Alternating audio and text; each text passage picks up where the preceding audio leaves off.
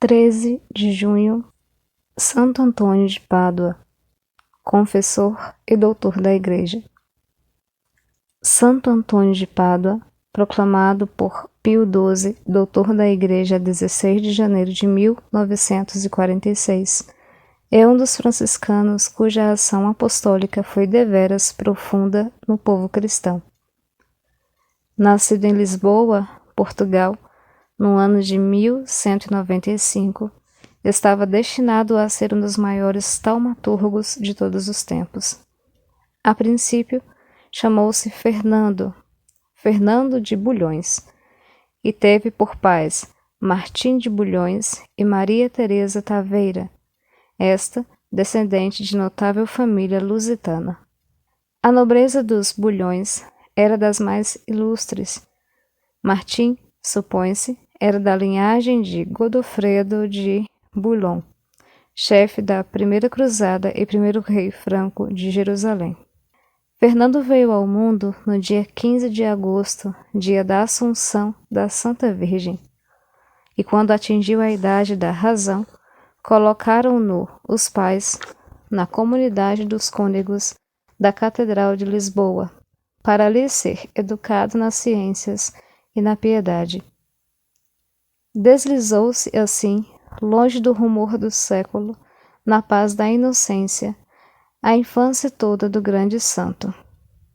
A liturgia católica atraía-o sobremaneira. Os hinos sacros, as pompas do culto, as belezas dos altares arrebatavam-no. Apaixonava-o principalmente Jesus crucificado. Logo, Fernando principiou as práticas de austeridades, mortificando-se com abstinências frequentes e com rigorosos jejuns. Com a idade de 15 anos, retirou-se para junto dos cônegos regulares de São Vicente de Fora, em Lisboa, e ali viveu calmamente por alguns tempos.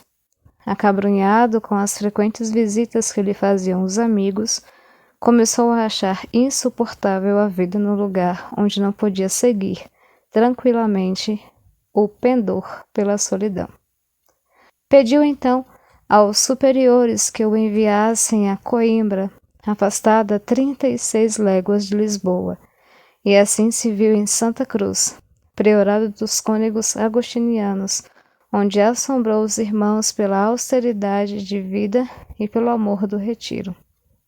Continuou a estudar, e aos estudos avidamente acrescentava a leitura dos livros santos e dos padres da Igreja.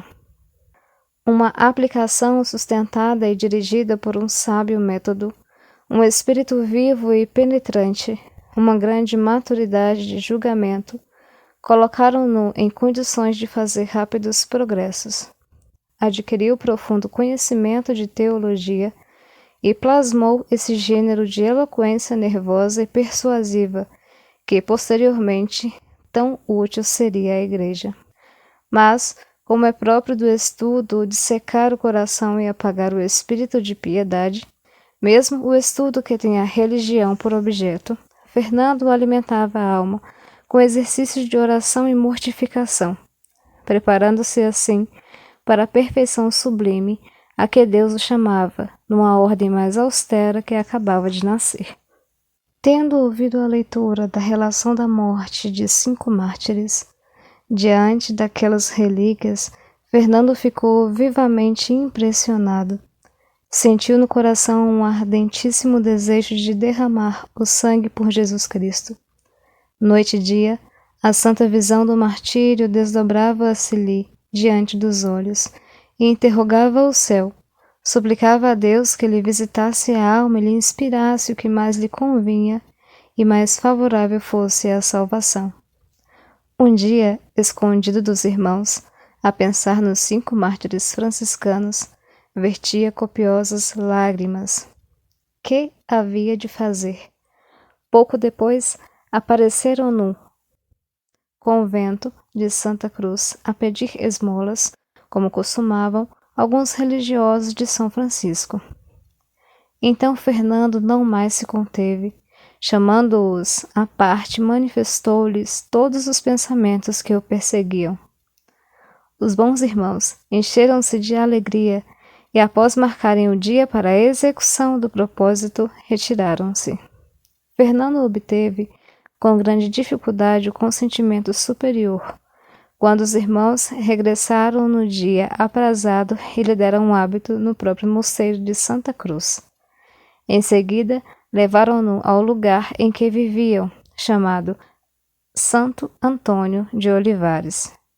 Curto foi o tempo que Fernando de Bulhões passou em Santo Antônio de Olivares, onde, e nisto então, de acordo com todos os historiadores, deixou o nome de batismo e adotou o de Antônio. Que motivos levaram o santo a tal decisão? Antes de mais nada, queria fugir dos homens e viver oculto. Depois honrar o patriarca da vida cenobítica, batizando-se nas suas virtudes. Evitava com aquela mudança de nome a importunação dos que o procuravam e prestava ardente homenagem ao santo, cuja ermida dos Olivares lhe inspirava grande devoção. O desejo que o queimava, o do martírio, fê-lo obter a permissão de dirigir-se à África. Partiu, mas as esperanças que levavam iam ser frustradas. Chegando ao teatro do Santo Apostolado, sentiu-se enfermo. A saúde, trabalhada pela mortificação, abalada pelas vigílias, sucumbiu inteiramente à influência do clima africano. Nada poder fazer contra o Alcorão, nada poder dizer às multidões, não ter a oportunidade de enfrentar os príncipes do país. Isto, para o doce Antônio fervoroso, era o martírio mesmo. A saúde agravando-se dia a dia, a prudência obrigou-o a regressar. Era no fim do inverno de 1221, e quando fazia a rota para a Espanha, levantou-se violenta tempestade que mudou o rumo do barco. Os ventos levaram-no às costas da Sicília. A Taormina, antiga cidade episcopal da província de Messina, onde, diz uma tradição constante, Santo Antônio fundou 4 conventos. Um dia ouviu que, em Assis, ia realizar-se o capítulo geral da ordem. O desejo de ver São Francisco e de juntar-se à maioria dos irmãos que ainda não conhecia, fê-lo afrontar as rudezas da viagem. E partiu, levando como companheiro um irmão leigo de Castela, Filipino, jovem humilde e austero, que o prezava muito. O nosso santo, a despeito do ensino, não abandonou o ministério da pregação. Abandonaria, sim, o professorado logo mais, porque sua verdadeira vocação era o apostolado. Aplicando-se à pregação por ordem superior, Santo Antônio falava com uma liberdade maravilhosa, dizendo a verdade igualmente aos grandes e aos pequenos. E como desde o início de sua conversão havia desejado o martírio, não retinham o temor e o respeito humano, e se opunha com coragem intrépida à tirania dos grandes, dos poderosos.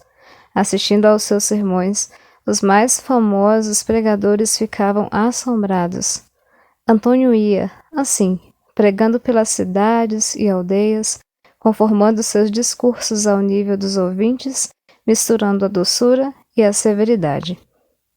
Não poderíamos terminar este esboço biográfico sem consignar alguns milagres mais realizados por Santo Antônio.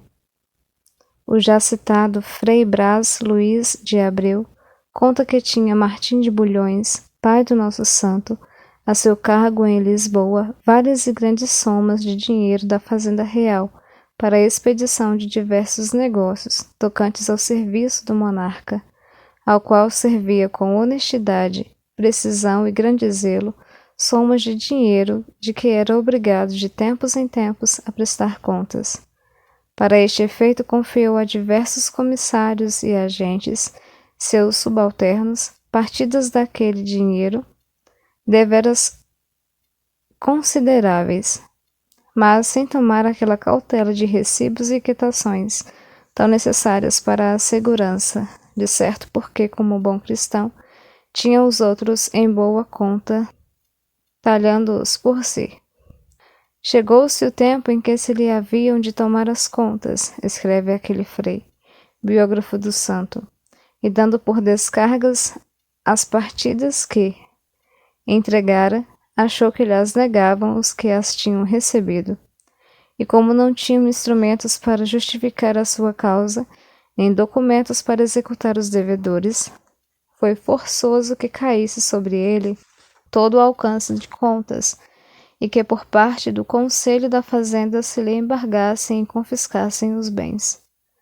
Foi grande, muito bom grande, e desconsolação de Martim de Bulhões, porque ao mesmo tempo perdeu o crédito, a fazenda e a liberdade. Não se ocultou o seu santo filho à aflição do miserável pai, e estando um dia pregando numa praça de Milão, a tempo que também seu pai em Lisboa tinha sido chamado a juízo ao mesmo conselho, estando também presentes os que negavam as somas recebidas, ficou recostado ao púlpito em Milão, e apareceu na mesma hora no meio do tribunal em Lisboa, onde, fazendo devido acatamento aos senhores do conselho, pôs os olhos majestosamente severos nos citados ainda negativos, a quem, com resolução imperiosa, disse: Como com pouco temor de Deus negais as quantias de dinheiro que tendes recebido de meu pai, intentando destruir com a vossa falsidade a sua honra e a sua família, ingratos à sua confidência. E dirigindo-se a cada qual dos infames citado dia, local e hora do recebimento, disse: Vós recebestes tal quantia. E dando de tudo sinais individuais, deixou-os tão confusos que a mesma perturbação os incriminou. A devoção popular tem por Santo Antônio singular veneração. É o santo patrono dos pobres. As esmolas distribuídas pelos fiéis com o fim de lhe obter o apoio, a intercessão, são revertidas em benefício da pobreza. É o pão de Santo Antônio, ou, como é mais comumente chamado, o pão dos pobres. Qual a origem dessa instituição? Dizem que uma piedosa senhora chamada Louisa Bouffier, uma obscura merceeira de Toulon, dirigia-se um dia para o pequeno armazém onde tinha seu modesto negócio, e procurando abrir a porta, por mais que fizesse, não conseguiu. Tentara vezes sem conta, tudo em vão. Mandou então chamar um serralheiro, e o serralheiro, que era hábil e velho no ofício, empenhou-se, sem resultado, no mesmo sentido, durante mais de 1 hora. Tornava-se então necessário forçar a porta, arrombar a fechadura, e o oficial foi à oficina em busca dos petrechos para tal fim. Entre mentes, a senhora Bouffier, na fé de verdadeiramente crente, prometeu que, se a porta cedesse sem ser preciso arrombá-la, daria aos pobres alguns quilos de pão em honra do glorioso taumaturgo.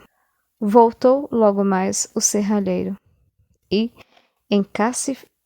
encafifado com a teimosia daquela porta, antes de inutilizar a fechadura, resolveu experimentar uma vez mais usar a chave da merceeira.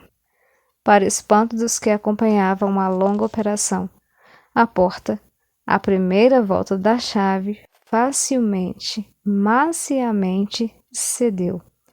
Abriu-se. Daí em diante, a senhora Louisa Bouffier recorreu a Santo Antônio em todas as dificuldades da vida. O exemplo foi seguido por pessoas de suas relações. Multiplicaram-se assim as petições ao santo, e a cada graça obtida, lá iam, com o dinheiro prometido para que se comprasse pão para os pobres. A modesta mercearia da senhora Bouffier tomou, no instante, o aspecto de um devoto e frequentado oratório. A pequena imagem de Santo Antônio, que lá existia, passou a receber visitas de óbolos sem conta. Eram as graças que o taumaturgo conseguia para os fiéis, em paga de tanta fé. De Toulon, aquele feito da merceeira entrou a ser imitado noutras cidades francesas, e logo da França ocorreu para a Itália, Alemanha, Bélgica, Espanha, Portugal, tomando toda a Europa. Tempos mais tarde chegou à América, penetrou na África, avançou pela Ásia, e hoje não há em todo o mundo católico uma diocese que não possua a providencial instituição. Foi verdadeiramente o grão de mostarda do Evangelho. Santo Antônio é representado com um livro alusão ao sólido conhecimento que tinha da Escritura Santa. Na Itália Central, juntaram-lhe uma flama e, a partir do século XV, um coração, símbolo do seu ardor e do seu zelo. O lírio que o acompanha significa a pureza que sempre preservou de toda a nódoa, levando-a à imaculada através dos 36 anos de vida sobre a terra conspurcada. Em Portugal, ao lírio acrescentaram uma cruz. A partir do século XVII, representaram-no tendo nos braços o menino Jesus, o que se liga àquela visita que o senhor menino lhe fez na casa do fidalgo de Limoisins. Há diversos escritos de Santo Antônio de Pádua, entre os quais um grande número de sermões, ou melhor, planos de sermões, para todos os dias do ano, que os pregadores consultarão com grande proveito. Há, por exemplo, 9 planos diversos para pregar sobre um ou vários apóstolos, 5 para os evangelistas, 6 para um ou vários mártires. O santo ali indica o texto, a divisão, subdivisões, as aplicações morais com as passagens da Sagrada Escritura que pode servir para desenvolvê-las. As outras obras de Santo Antônio de Pádua são explicações místicas da maior parte dos livros da Escritura e uma concordância moral em 5 livros, onde transcreve com certos títulos as passagens que convêm a cada parte dos costumes. Santo Antônio de Pádua, rogai por nós. Também hoje comemora-se São Peregrino, São Humberto, Santo Aventino e Beato Gerardo.